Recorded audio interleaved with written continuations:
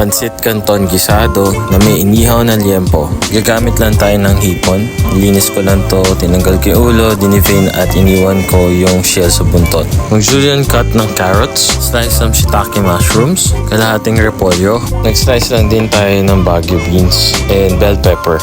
Hiwa-hiwain lang din natin yung inihaw na liempo. Igisa lang natin hanggang mag-iba yung kulay. Bawang sibuyas. Nilagay ko na yung sweet pulse and yung shiitake mushrooms, bechin, paminta at bell pepper. Nilagay ko na rin yung hipon and then itinos ko lang din. Sabay sinama ko na rin yung mga gulay. Oops, nakalimutan ko yung atay. Pero ito yung maganda dito, madali siyang ayusin. Ihabol na lang natin at isabay sa baguio beans.